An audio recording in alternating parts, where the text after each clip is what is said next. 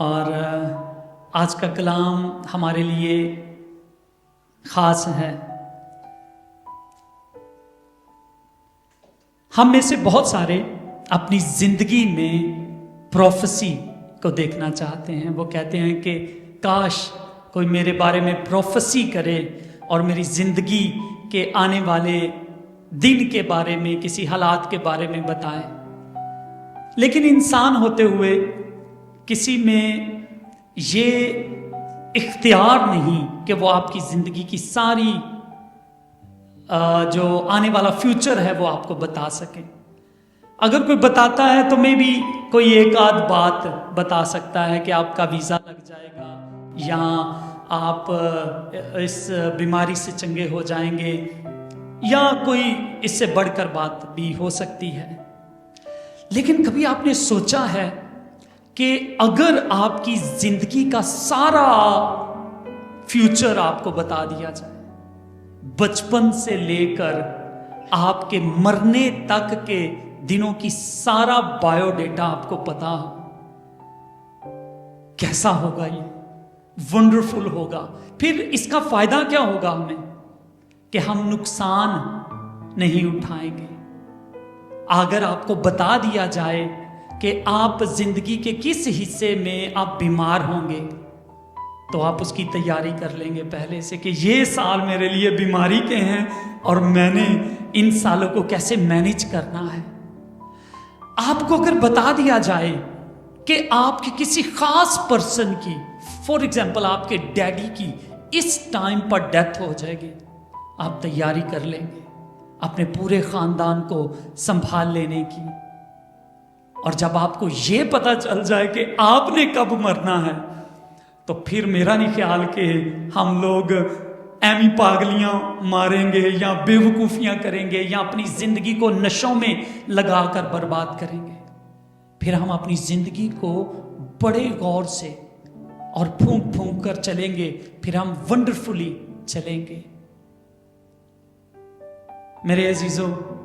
लेकिन अगर इंसानों को पता नहीं होता कि उनकी जिंदगी में क्या आने वाला है, तो फिर वो बड़ी मिस्टेक्स करते हैं। और यही हमारी जिंदगी की कमियां हैं, क्योंकि हमें नहीं पता हमारा कल का आने वाला दिन कैसा होगा।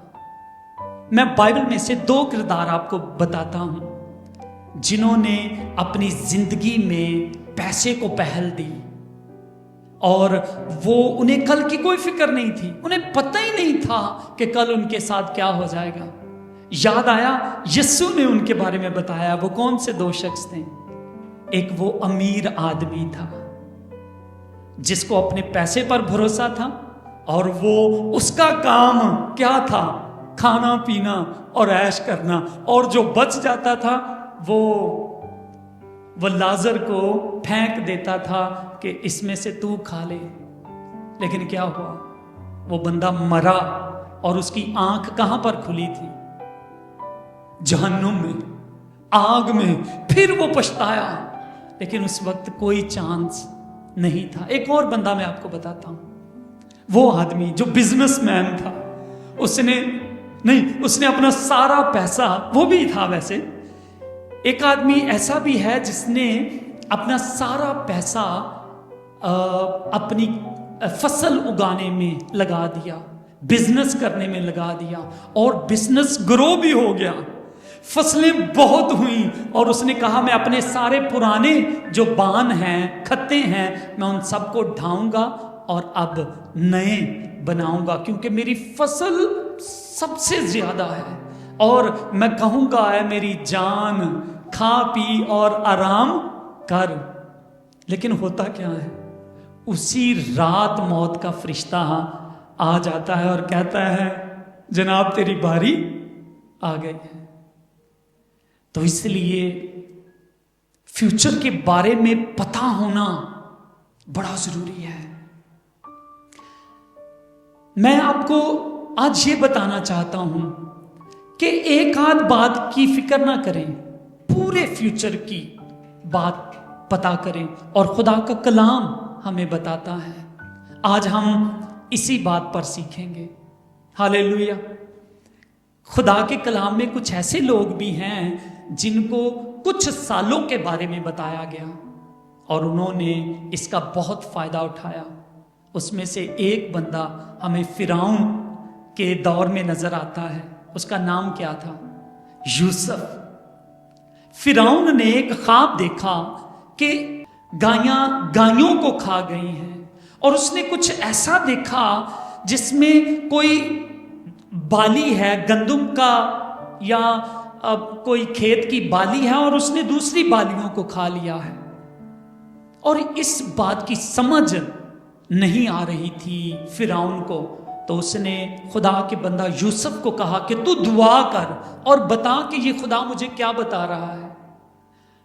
तो खुदा के बंदा ने दुआ की और खुदा ने फ्यूचर उसके सामने रिवील किया और उसे बताया कि तुझे 14 साल दिए गए हैं, कि पहले 7 साल जो हैं वो बहुत फसल होगी, लेकिन जो अगले 7 आने वाले साल हैं उनमें फसल बिल्कुल नहीं होगी। तो इन 7 सालों का यूसुफ ने क्या फायदा उठाया कि उसने जब फसल बहुत हुई तो उसने जमा कर लिया और जब काल का वक्त आ गया तो उसी फसल को वो सारी दुनिया में बांटता रहा और इस तरह से उसने अपने घराने को बचाया। हालेलुया।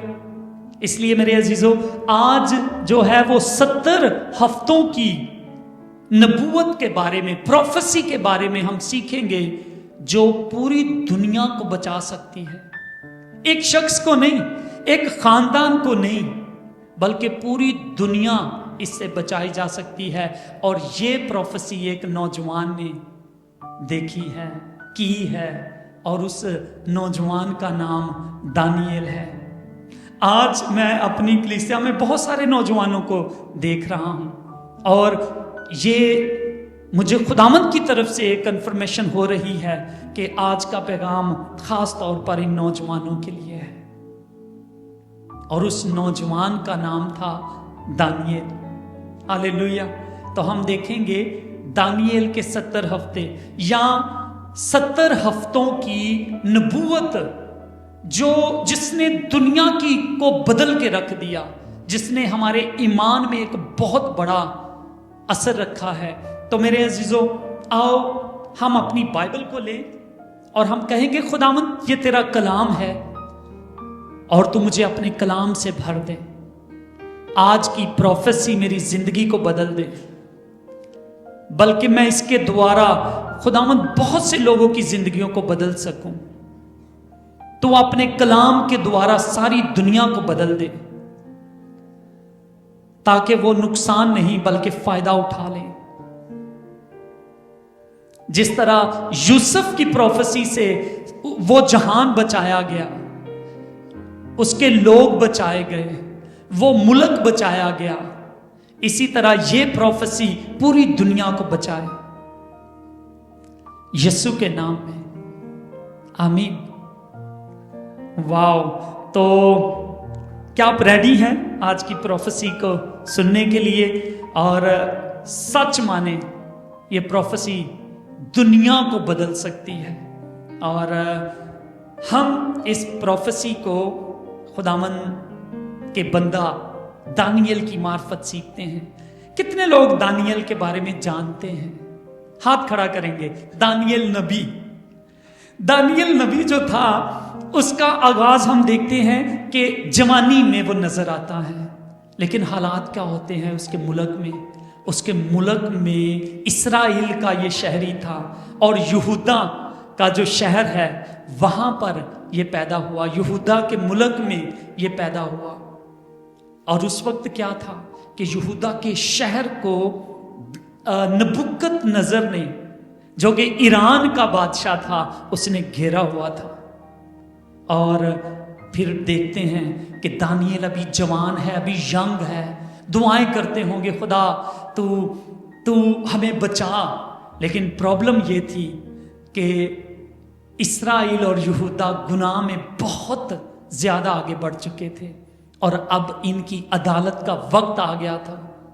खुदा ने इन्हें कहा था कि जब तक तुम मेरी इबादत करते रहोगे, मेरा हुक्म मानोगे, तुम ब्लेस रहोगे, तुम सब मुल्कों पर हुकूमत करोगे, तुम किसी के कब्जे में नहीं जाओगे, और ये जमीन तुम्हें अच्छे अच्छे फल और दूध और शहद तुम्हें देगी। लेकिन अगर तुमने खुदा के हुक्मों को ना माना, अगर तुमने खुदा को पहल ना दी, तो यही जमीन तुझे बाहर फेंक देगी। और ऐसा ही हुआ। उनके गुनाहों की वजह से, यहूदा के पापों की वजह से, इस्राएल के गुनाहों की वजह से नबुकदनेस्सर को खुदा ने मौका दे दिया। कभी कभी खुदा शैतान को अपने लोगों पर इख्तियार दे देता है। क्यों? उनको सबक सिखाने के लिए। तो यहां पर दानिएल और उसके जो 4 साथी हैं, सिदरक, मिशक और अब्दुन्नुजू, जिनका असल नाम हम देखते हैं कि मिसाइल, अजरिया और हननिया था। ये नौजवान हैं और नबुकदनेस्सर कब्जा कर लेता है यहूदा के ऊपर। और ये नौजवान जो है वो पढ़े लिखे हैं। ये नौजवान जो शाही फैमिली है, बादशाहों की फैमिली है, ये वहां से हैं। ये नबुकदनेस्सर सबको बंदी बनाकर वहां से ले जाता है और गुलाम बनाकर अपने मुल्क में छोड़ देता है। फिर सोचता है कि अगर इनके मंदिर को मैंने रहने दिया, इनकी हैकल को रहने दिया, तो ये फिर दुआएं कर करके ये खड़े हो जाएंगे। तो वो क्या सोचता है? कहता है कि इनका मंदिर ढा दो। तो वो क्या करते हैं? आग लगा के जो सुलेमान ने मंदिर बनाया था वो ढा देते हैं। और सिर्फ यही नहीं करता, वो कहता है इस शहर के गिर्द, यरूशलेम के गिर्द जो दीवार बनी हुई है उसको भी गिरा दो। तो नबुकदनेस्सर जो कि इराक का बादशाह था, बाबल का बादशाह था, उस दौर में उसे बाबल कहते हैं, वो उनके मंदिर को ढा देता है और उनकी दीवार जो यरूशलेम के गिर्द होती है उसको तोड़ देता है और लोगों को बंदी बनाकर अपने मुल्क में ले आता है। और जो खास लड़के होते हैं, नौजवान होते हैं, जो कि पढ़ाई लिखाई में बहुत आगे होते हैं, उनको ट्रेनिंग शुरू करता है कि अब से ये नौजवान जो हैं वो मेरे महल में खिदमत करेंगे। और उनको क्या करता है? बादशाह का असूल होता है कि वो जब लोग मंदिर में कुर्बानियां चढ़ाते हैं, कुर्बानियों में क्या क्या होता था? बर्रे बकरे, गाय बैल की जब कुर्बानी होती थी, और उसके अलावा वो मैं भी पेश करते थे, इसको भी हदिये के तौर पर देते थे। क्योंकि इस्राएल के अंदर जो है और बाबल के अंदर और इन मुल्कों में जो मैं होती थी, अंगूर का रस होता था, इसको बड़ी अहमियत दी जाती थी और लोग इसको भी खुदावंद के घरों में लेकर आते थे। तो ये बंदा क्या करता था? हिस्ट्री बताती है कि ये अपने देवता मार्डरुक के सामने कुर्बानी जब पेश की जाती थी तो वो उसी कुर्बानी का गोश्त जो है वो इन नौजवानों को दिया करता था। लेकिन जब दानिएल और उसके दोस्तों को पता चलता है कि ये गोश्त चढ़ावे का गोश्त है, तो वो कहते हैं हम इसमें से नहीं खाएंगे, ना हम मैं में से पिएंगे और ना हम गोश्त में से खाएंगे। और वो बादशाह के हुजूर गुजारिश करते हैं, कहते हैं कि बादशाह आप हमें ना मौका दो, आप हमें कोशिश करो कि ये जो टाइम है 3 साल का या जितना भी टाइम मुकर्रर है, इसमें इन चीज़ों से हमें अवॉइड करो और हमें सिर्फ घास फूस खाने को दो, हमें वेजिटेबल्स खाने को दो, तो हम आपको प्रूव करके बताएंगे कि हम दूसरे लोगों से बेहतर हैं। बादशाह कहता है कि वाकई तुम्हें ऐसा लगता है? बादशाह का एक मुलाजम होता है जो उनकी देखभाल के लिए होता है और वो उसको इजाज़त देता है, कहता है ठीक है, तुम ना खाओ गोश्त और ना खाओ पियो मैं, तो तुम सब्जियां और फल वगैरह तुम खा के देखो। और जैसे ही वो बादशाह का मुलाजम जो उनके ऊपर इख्तियार रखता है उनको ये इजाज़त दे देता है, तो वो टेस्ट लेता है उनका, और दानिएल और उसके तीनों दोस्त दूसरे जो लड़के होते हैं उनसे वो बहुत ऊपर चले जाते हैं। किस में? बुद्धि में, समझ में, अकल में, पढ़ाई लिखाई में। और इस तरह खुदा ऑनर करता है अपने बच्चों की जो उसको पहला दर्जा देते हैं, खाने पीने को नहीं, बल्कि वो किसको पहला दर्जा देते हैं? खुदा को, उसके कलाम को। हालेलुया। और फिर हम देखते हैं दानिएल की जिंदगी में और उसके दोस्तों की जिंदगी में खुदा बड़ा काम करता है। आपको याद होगा कि उसके तीनों दोस्तों को, सदरक, मिशक और अब्दुन्नजू को कहां डाल दिया गया था? आग की भट्टी में। लेकिन वो कहते थे कि हमने खुदा के सामने, बादशाह किसी के सामने नहीं झुकना। और जब वो नहीं झुकते किसी और के आगे, किसी और देवी देवता के आगे, तो बादशाह को गुस्सा आता है और उन्हें आग की भट्टी में झोंक देता है। और हम क्या देखते हैं कि खुदा यस्सु उन्हें आग की भट्टी में से निकाल लाता है। हालेलुया। और इसी तरह हम देखते हैं कि खुदा उन्हें बरकत देता रहता है, उन्हें बढ़ाता रहता है। और हम देखते हैं कि दानिएल को खुदा ऐसी हिकमत देता है कि उसे ख्वाबों की ताबीर करना आ जाती है। जब कोई ख्वाब देखता है तो वो बता देता है कि इस ख्वाब का मतलब क्या है। जैसे यूसुफ को ये भेद दिया गया था, अब दानिएल को भी उसकी वफादारी के ऊपर खुदा ऐसे ही इज्जत देता है। और नबुकदनेस्सर बादशाह जो उन्हें बंदी बना कर ले आता है, एक ख्वाब देखता है जिसका मतलब कोई भी उसे नहीं समझा पाता। उसकी पूरी रियाया में इतनी बड़ी किंगडम उसकी होती है, लेकिन कोई भी उस ख्वाब का मतलब नहीं बताता। और दानिएल क्या करता है? उसको ख्वाब भी बताता है और उसका मतलब भी दिखाता है। ये वंडरफुल था। बादशाह कहता है मैंने तो उसे ख्वाब भी नहीं बताया और उसने मुझे ख्वाब भी बता दिया और ख्वाब की ताबीर भी बता दी कि ख्वाब का मतलब क्या होगा। बादशाह उसे इज्जत देता है और अपना वजीर बना लेता है। हालेलुया। याद रखें, जब हम खुदावंद के साथ वफादार होते हैं, जब हम पहला दर्जा उसको देते हैं, तो वो ऐसे ही हमें खाक से उठाकर तख्त पर बिठा देता है। और दानिएल ऐसे ही तख्त पर बैठा, बादशाह के साथ बैठा। और फिर हम देखते हैं कि जो नबुकदनेस्सर जो है वो मर जाता है और उसका बेटा जो है वो कोई इज्जत नहीं करता दानिएल और उसके लोगों की। तो वो कहता है कि जो यरूशलेम की हैकल में से बर्तन लाए गए थे वो बांटे जाएं और उनमें हम शराब पिएंगे। खुदा के घर के बर्तनों में शराब नोशी का ये बंदा सोचता है। किसका बेटा है ये? नबुकदनेस्सर का बेटा है। और जब वो पीता है खुदा का गजब आता है। और जिस महफिल में वो बैठे होते हैं, ऐसे ही जैसे आप लोग बैठे हुए हैं, तो दीवार पर लिखा जाता है मैंने तकीलो फरसीन। और वो जब हाथ लिख रहा होता है तो सब लोग देख रहे होते हैं। और फिर बादशाह की तो टांगे कांप जाती हैं। बेलशज़र उसका नाम होता है। और वो फिर अपनी रियाया में सबको बुलाता है, बताओ ये जो दीवार पर लिखा गया है इसका मतलब क्या है। अब इतनी पहुंच किसकी के वो बताए कि इसका मतलब क्या है। फिर कहते हैं, उसकी मां कहती है कि बेटा तेरे बाप के दौर में एक बंदा था दानिएल, वो इसके बारे में बता सकता है। फिर वो बेटा भी कहता है दानिएल को लाओ।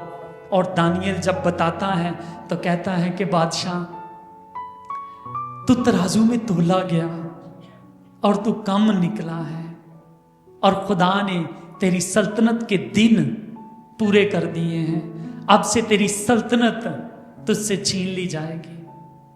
और ऐसा ही होता है। अगले दिन फौजें चढ़ आती हैं और बादशाह को मार दिया जाता है और उसकी सल्तनत पर अब बाबल की सल्तनत नहीं रहती, अब वो फारस की सल्तनत बन जाती है। फारस आज कौन सा मुल्क है? ईरान है। ईरान सुपर पावर बन जाता है उस दौर में। और फिर जो दारा बादशाह होता है वो इसको कहता है कि दानिएल बाकियों को तो मैं मारूंगा, लेकिन तेरे बारे में मैंने बहुत कुछ सुना था, तू मेरे साथ भी वजीर ही होगा। हालेलुया। आप देखें जो खुदा के वफादार लोग रहते हैं, खुदा उन्हें इज्जत देता है। अब सल्तनत बदल चुकी है, लेकिन दानियल का रोल वही है, दानियल का मुकाम वही है जो खुदा उसे देना चाहता है। और हम देखते हैं कि दानियल, उसकी भी दारा मादी की सल्तनत में भी उसका रोल ऊंचा होता है।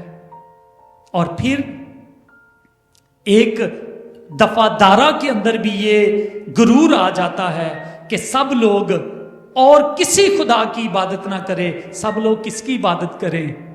दारा मादी की इबादत करें। और लेकिन ये बात किसको पसंद नहीं आती? दानियल को। दानियल कहता है कि नहीं, मैंने तो अपने खुदा के सामने झुकना है, मैंने तो उसी की इबादत करनी है। और जो उसके दुश्मन होते हैं, खुदा के लोगों के दुश्मन भी बड़े होते हैं, वो देखते रहते हैं मैंने कब इसको काबू करना है, कब इसको पकड़ना है। और वो दानियल को लगाकर प्लान करके पकड़वा देते हैं कि बादशाह, दानियल जो बंदा पूरी सल्तनत में ये तेरे साथ तेरी इबादत नहीं करता, ये अभी भी अपने खुदा ही की इबादत करता है। और दारा कहता है कि मैंने तो अब ये लिख दिया है कि ऐसे बंदे को शेरों की मांद में डाल दिया जाए। दारा पसंद करता है दानियल को, नहीं चाहता कि वो मारा जाए, लेकिन कहता है कि ये बस मैंने ये कानून पास कर दिया है, इसलिए दानियल अब तुझे तेरा खुदा ही जिसकी इबादत तू करता है वो ही तुझे शेरों के मुंह से बचाएगा। दुखी होता है बादशाह, लेकिन दानियल को ले जाते हैं, शेरों की मांद का मुंह खुलता है और उसको धक्का देकर अंदर फेंक देते हैं। लेकिन खुदा क्या करता है? दानियल की खातिर वो शेरों का मुंह बंद कर देता है। जब दानियल खुदा के लिए वेजिटेरियन बन गया तो खुदा शेरों को भी वेजिटेरियन बना देता है और शेर अपना मुंह बंद कर लेते हैं, वो दानियल को खाते नहीं है। हालेलुया। तो मेरे अजीजों, जब हम खुदा के साथ वफादार रहेंगे तो याद रखें कि खुदा शेरों के मुंह को बंद करेगा, खुदा लोगों के मुंह को बंद करेगा और खुदा अपने लोगों को बाहर लेकर आएगा यीशु के नाम में। हालेलुया। और हम देखते हैं कि दानियल की जिंदगी में खुदा ने बहुत बड़े बड़े काम किए। खुदा ने उसे इज्जत दी, फतह दी, कामयाबी दी। और अब दानियल क्या कहता है? कहता है, खुदावन तूने मुझ पर बड़े बड़े काम किए हैं, मेरी जिंदगी में तू बड़ी बातें लेकर आया है, लेकिन मेरे लोग और हमारा शहर जला हुआ है, उसका क्या? तो खुदावंद से दुआ करता है कि खुदावंद ये क्यों हम पे मुसीबत आई है। तो खुदावंद उसे बताता है, राज की बात बताता है। खुदावंद कहता है कि देख, यिर्मयाह नबी इनको चीखता और चिल्लाता रहा कि तौबा कर लो, लेकिन ये तेरे बाप दादा इस बात को नहीं समझ पाए, वो नहीं समझे, तो मेरी लाठी इन पर बरसी है और अब ये 70 बरस तक ये गुलामी को काटेंगे। 70 बरस इनके लिए लिख दिए गए हैं कि इनकी जो बगावत थी, इनकी जो गर्दन कशी थी, इनकी जो नाफरमानी थी, उसकी सजा कितनी है? 70 साल। और 70 साल पूरे होने के बाद ये लोग अपने मुल्क में वापस चले जाएंगे। तो खुदा जो है दानियल को ये इसके बारे में बताता है। और हम देखते हैं कि एक फरिश्ता आता है जिसका नाम जिब्राइल फरिश्ता होता है। और जिब्राइल फरिश्ता आकर उससे एक ऐसी नबूवत बताता है जिसका नाम है प्रोफेसी ऑफ 70 ईयर्स। अब चूंकि ये खुदा से मांगता है और खुदा देता है, ये खुदा से पूछता है और खुदा जवाब देता है, ये खुदावंद से वफादारी करता है और खुदावंद उसके आगे आगे चलता है।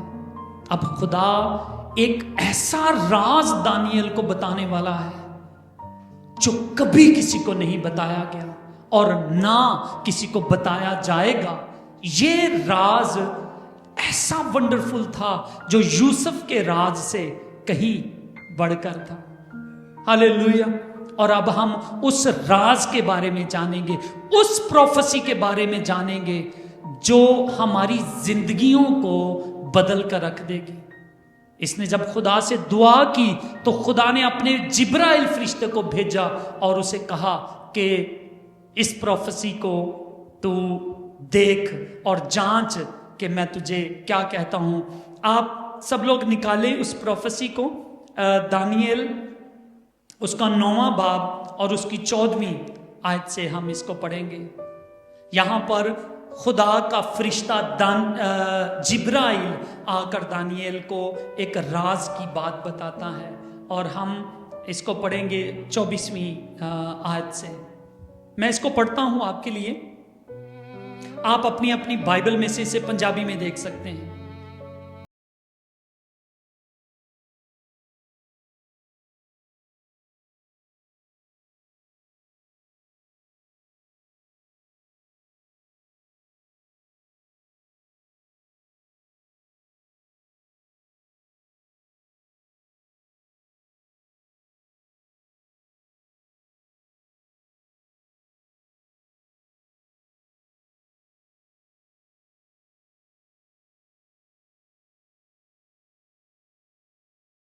दिया जाए, अबदी रास्तबाजी कायम हो, रोया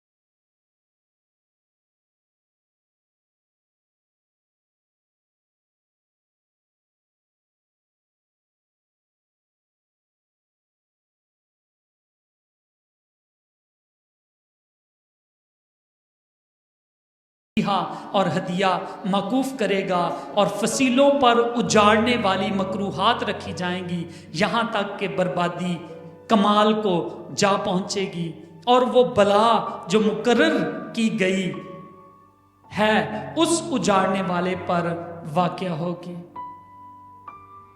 और जब दानिएल इन सारी बातों को एक साथ सुनता है तो जिस तरह आपको समझ नहीं आई उसको भी समझ नहीं आती। और फिर क्या करता है, वो ये नहीं कहता कि अब ये बातें तो शायद मेरी समझ से परे हैं, मुझे खुदावंद नहीं समझ आई तो अब मैं क्या करूं। पता है वो क्या करता है, किसको याद है वो क्या करता है? रोजा रखता है, दुआ करता है। और कितने दिन का रोजा रखता है? 21 दिन का रोजा रखता है और कहता है कि खुदावंद ये जो प्रोफेसी तूने मुझे बताई है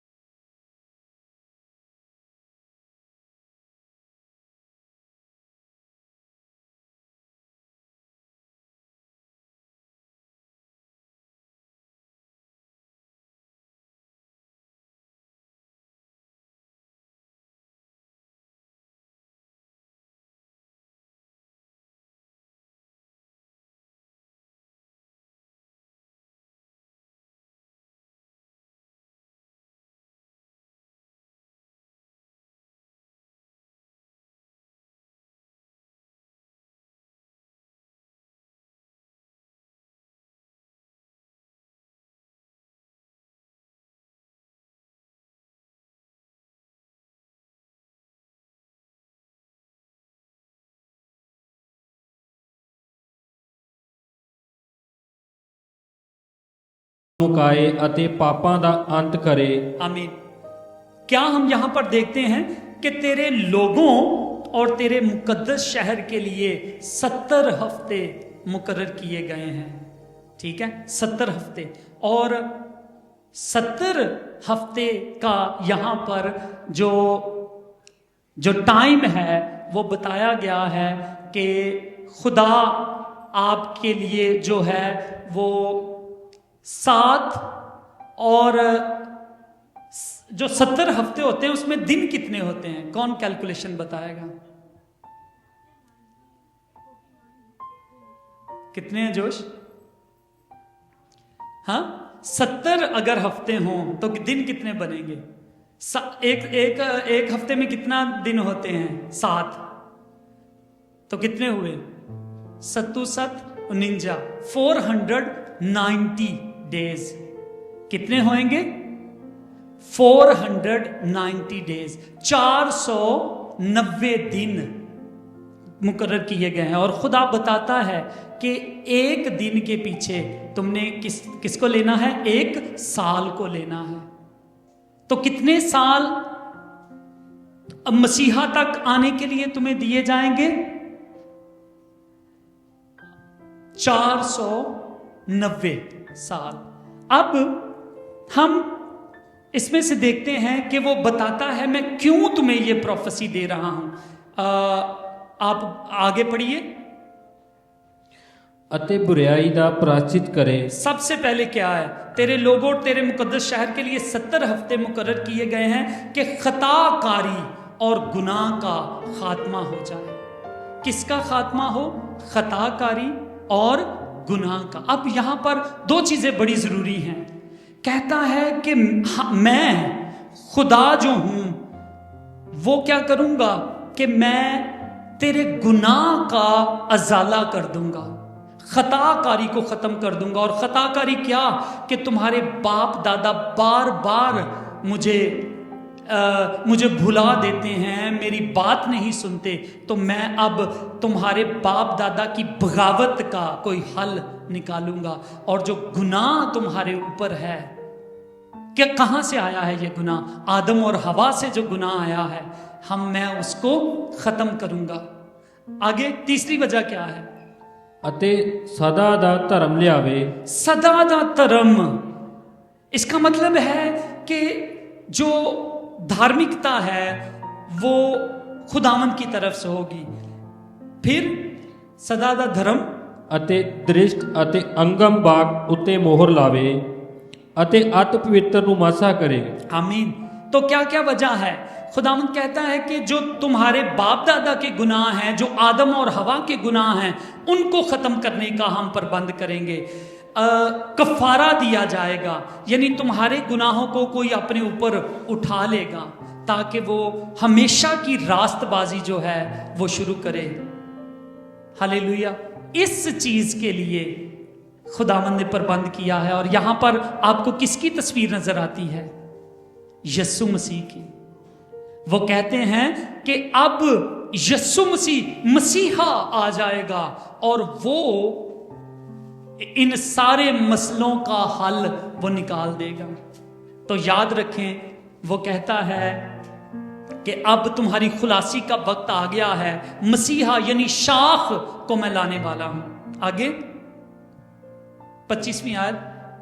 ਸੋ ਤੂੰ ਜਾਣ ਅਤੇ ਸਮਝ ਲੈ ਕਿ ਜਿਸ ਵੇਲੇ ਤੋਂ ਜਰੂਸ਼ਲਮ ਦੇ ਦੂਜੀ ਵਾਰ ਉਸਾਰਨ ਦੀ ਆਗਿਆ ਨਿਕਲੇਗੀ, ਮਸੀਹ ਰਾਜਪੁੱਤਰ ਤੀਕ 7 ਸਾਤੇ ਹੋਣਗੇ ਅਤੇ 62 ਸਾਤੇ ਉਹ ਬਾਜ਼ਾਰ ਧੂੜ-ਕੋਟ ਸਣੇ ਬਣਾਇਆ ਜਾਵੇਗਾ। ਪਰ ਉਖਾਈ ਦੇ ਦਿਨਾਂ ਵਿੱਚ ਅਤੇ 62 ਸਾਤਿਆਂ ਦੇ ਪਿੱਛੋਂ ਮਸੀਹ ਵੱਢਿਆ ਜਾਵੇਗਾ ਅਤੇ ਉਹਦੇ ਕੋਲ ਕੁਝ ਨਹੀਂ ਹੋਵੇਗਾ। ਜਿਹੜਾ ਪਾਤਸ਼ਾਹ ਆਵੇਗਾ ਉਹਦੇ ਲੋਕ ਸ਼ਹਿਰ ਅਰ ਪਵਿੱਤਰ ਥਾਂ ਨੂੰ ਉਜਾੜਨਗੇ ਅਤੇ ਹੜ ਦੇ ਜ਼ੋਰ ਨਾਲ ਉਹਦਾ ਛੇਕੜ ਹੋਵੇਗਾ। हाँ, आगे। ਅਤੇ ਅੰਤ ਤੀਕ ਲੜਾਈ रहेगी। हाँ, अब यहां पर वो बताता है कि यीशु मसीहा एक आएगा और वो तुम्हें बचाएगा और उसके लिए 490 साल जो हैं उसका टाइम मुकर्रर कर दिया गया है। और मेरे अजीजों, वो कहता है कि जब एक बादशाह तुम्हें क्या करेगा, इजाजतनामा देगा कि जाओ और यरूशलेम को तामीर कर लो, और ऐसा ही होता है। फारस का जो बादशाह होता है उस वक्त उसका नाम होता है अरतक्षश्ता बादशाह, और वो इजाजत दे देता है यहूदियों को कि जाओ और शहर को और दीवार जो है उसको दोबारा तमीर करो, और जो टेम्पल है उसको भी बना लो। और पता है सबसे पहले कौन जाता है? अजरा काहिन जाता है, और अजरा के बाद एक और जाता है जिसका नाम नहमिया होता है। और फिर वो नहमिया जो है वो मुसीबत के अयाम में, मुसीबत के दिनों में, उसके इर्द गिर्द के इलाके के लोग नहीं चाहते कि नहमिया ये दीवार बना सके, नहमिया ये शहर को तामीर होने दे, ये हैकल दोबारा से बने। लेकिन वो एक हाथ में तलवार और दूसरे हाथ में कांडियां लेकर वो शहर की दीवार को बना लेते हैं, वो हैकल को खड़ा कर लेते हैं। तो खुदावंद कहता है कि इस टाइम तक बताता है कि कितने हफ्ते होंगे? 7 हफ्ते होंगे, और 7 हफ्ते का मतलब है 49 ईयर। तो 49 सालों के अंदर अंदर शहर, दीवार और हैकल दोबारा से बन जाती है। हालेलुया। और उसके बाद खुदावंद इस नबूवत के बारे में बताता है कि 62 हफ्ते और गुजरेंगे, और जब 62 हफ्ते पूरे हो जाएंगे तो फिर जो मसीहा है वो पैदा होगा और उसको कुर्बान कर दिया जाएगा। वो तुम्हारे गुनाहों के लिए अपनी जान की कुर्बानी देगा। और जब 62 हफ्ते पूरे हुए तो जहां पर आपको सलीब का निशान नजर आ रहा है, वहां पर हम देखते हैं कि खुदावंद यीशु को सलीब दे दिया गया। इसीलिए वो जो मजूसी आए थे यीशु को सजदा करने वाले, उन्होंने इस प्रोफेसी को बड़ी अच्छी तरह से समझ लिया था। वो इसीलिए टाइम पर आकर यीशु मसीह को सजदा करने के लिए आए। और पता है ये जो सलीब का टाइम है, उस वक्त उन्होंने जो लिखना शुरू किया है, पाम संडे जो हम कुछ दिनों के बाद मना रहे हैं, पाम संडे वाले दिन उन्होंने वो दिन वहां पर पूरे हो जाते हैं 62 हफ्ते। हालेलुया। तो मेरे अजीजों, पहले 7 हफ्ते और उसके बाद 62 हफ्ते, कितने हफ्ते हो गए? 62 और 7 कितने होते हैं? 62 और 7 गिनो है जरा। 69। कितने हफ्ते हो गए? 69। तो 1 हफ्ता रह गया। अब वो 1 हफ्ता कौन सा है, इसके बारे में जानना बड़ा जरूरी है।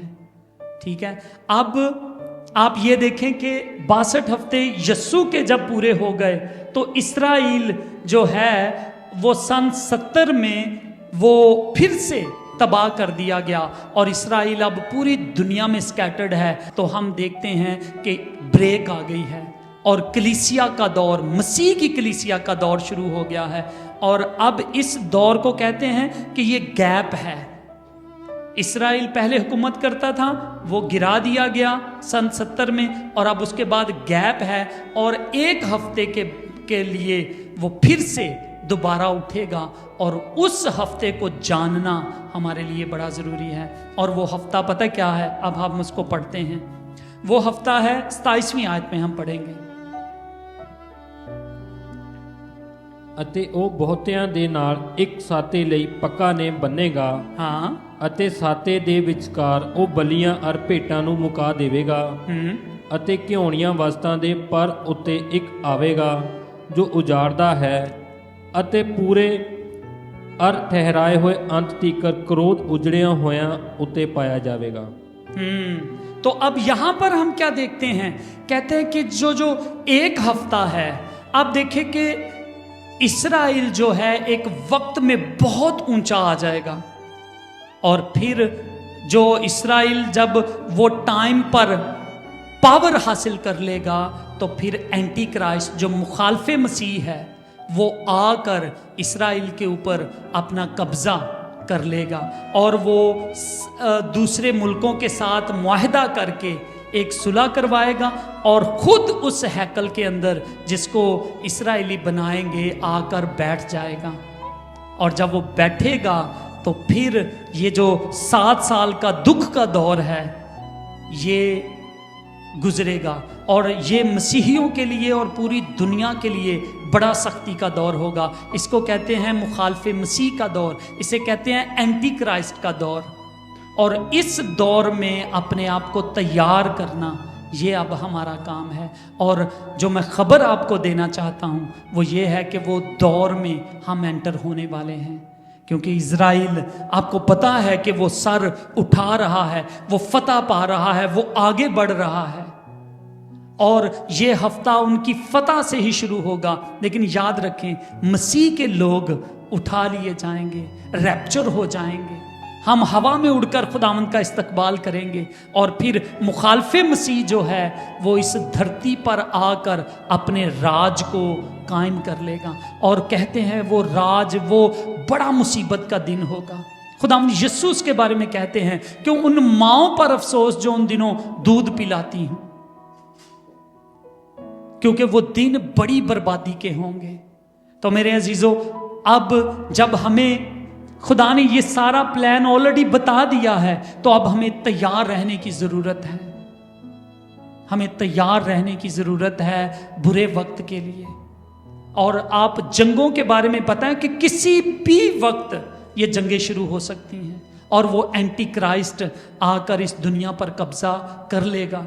इससे पहले कि ये सब कुछ हो, खुदा का कलाम आपको पहले से बता रहा है। अब तैयारी किसने करनी है?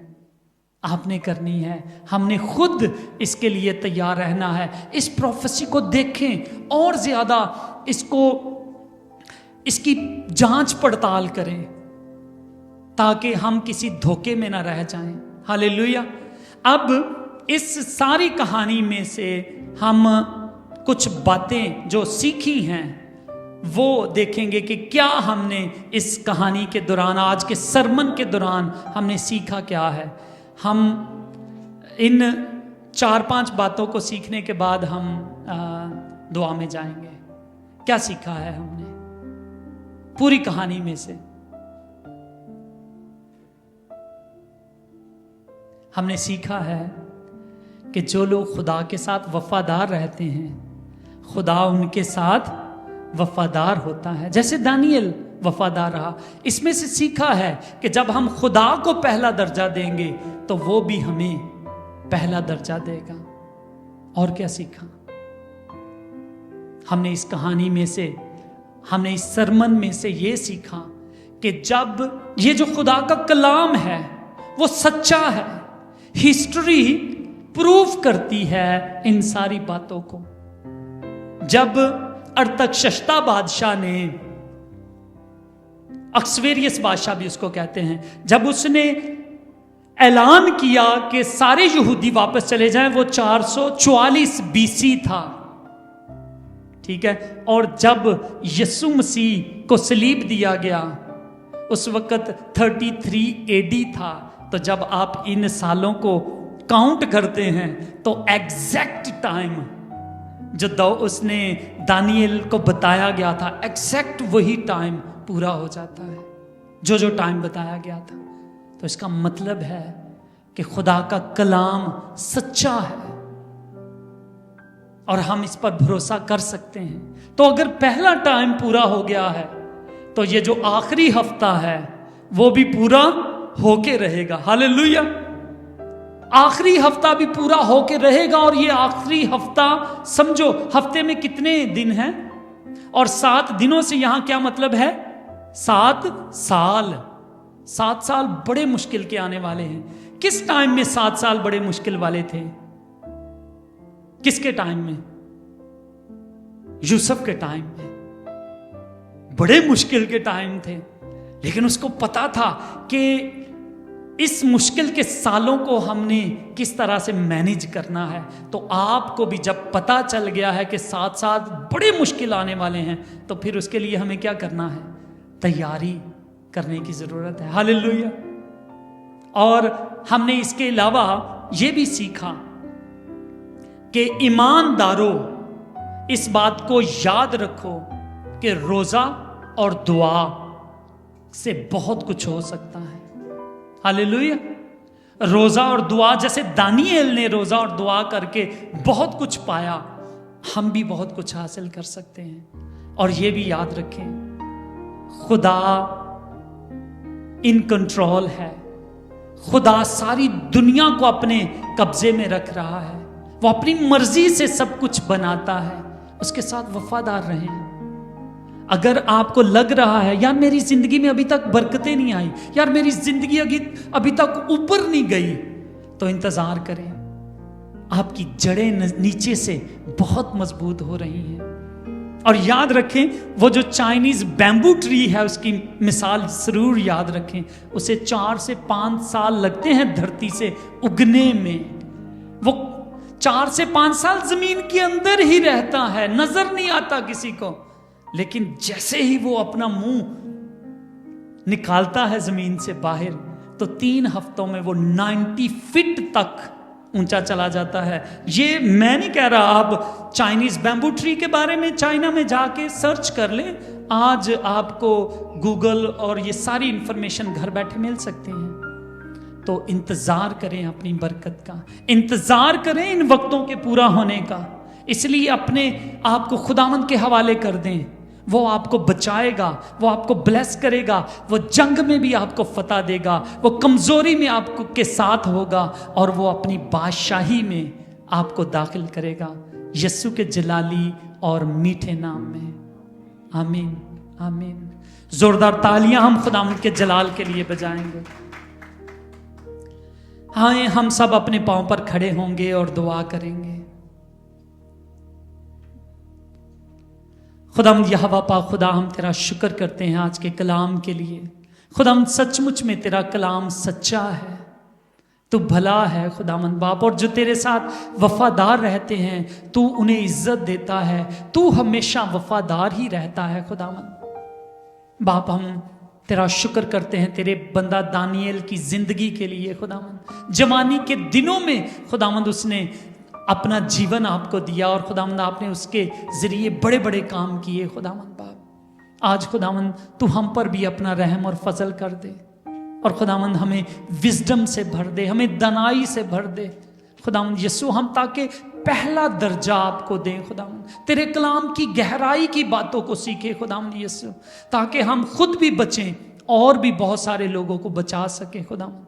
हम तेरे कलाम से बोर ना हो खुदावंद, बल्कि हम तेरे कलाम की गहराई में उतर कर खुदावंद यीशु तुझसे गहरी बातों को सीख सके। क्योंकि तेरे कलाम में लिखा है कि तेरे लोग अदमे मार्फत की वजह से हलाक हुए, तेरे लोग ज्ञान ना होने के कारण नाश हुए। और खुदावंद हम नाश होने वालों में से नहीं, हम तेरे बच्चे हैं। और खुदावंद तू अपने कलाम से हमें भर दे खुदावंद। आज मैं उन सब लोगों के लिए जो ऑनलाइन देख रहे हैं, और खुदावंद जो यहाँ पर मौजूद हैं और जो अपना जीवन आपको देना चाहते हैं, जो तेरी विजडम को हासिल करना चाहते हैं, जो दानाई को पाना चाहते हैं, जो बरकत को पाना चाहते हैं, जो तेरी बादशाही में जाना चाहते हैं, खुदावंद मैं उनके लिए तेरे हुजूर मिन्नत करता हूँ। खुदावंद तो उनकी जिंदगियों में बड़ा काम कर। और खुदावंद जो आज अपना आप आपको दे रहा है, मेरे अजीजों, अगर आप अपना जीवन खुदावंद को देना चाहते हैं तो आप मेरे साथ दुआ कर सकते हैं। खुदावंद मैं तेरा हूं खुदावंद, और मैं तुझे जान गया हूं खुदावंद। सारी कायनात की चीजें तेरे हाथ में हैं, तू ही डिजाइन करता है, तू ही बनाता है, तू ही खुदावंद उठा खड़ा करता है। और खुदावंद फ्यूचर के सारे प्लान तेरे हाथ में हैं और हमारे लिए भलाई के हैं खुदावंद, ताकि हम तुझ पर विश्वास करके हमेशा की जिंदगी पाएं। क्योंकि तूने हमारे लिए अब्दी रास्तबाजी, धार्मिकता तूने खरीद ली है खुदावंद, और तू बादशाही करने के लिए आ रहा है। तू यरूशलेम में अपना तख्त लगाने के लिए आ रहा है। तेरा कलाम कहता है, ये प्रोफेसी कहती है कि तू आया, तूने हमारे गुनाहों को दूर किया, तूने खताकारी को माफ किया, तूने हमारा कफारा दिया। और खुदावंद अब तू दोबारा 1 हफ्ते की मुसीबत के बाद दोबारा तू इस्राएल में दोबारा वापिस आएगा और अपनी बादशाही को हमेशा हमेशा के लिए कायम करेगा। खुदावंद मैं अपना जीवन आपको देती हूँ खुदावंद। मैं आपको अपना मुक्ति और नजात दहिंदा मानता हूँ खुदावंद। तूने मेरे लिए कोड़े खाए हैं, जान दी है। और खुदावन तू मेरे जीवन को ले ले खुदावन, मैं अपना जीवन आपको देता हूँ, मैं आप पर विश्वास करता हूँ और मेरा ईमान है कि तू आने वाला है और तू अपनी बादशाही को कायम करेगा। और खुदावन जब तू अपनी बादशाही में आए तो मुझे याद करना, अपने यीशु नाम की खातिर मैं ये दुआ मांगता और जो कुछ मांगा है मैं तेरे नाम में पा लेता हूँ। आमीन आमीन। खुदा हम सबको बड़ी बरकत दे। हम सब लोग बैठेंगे।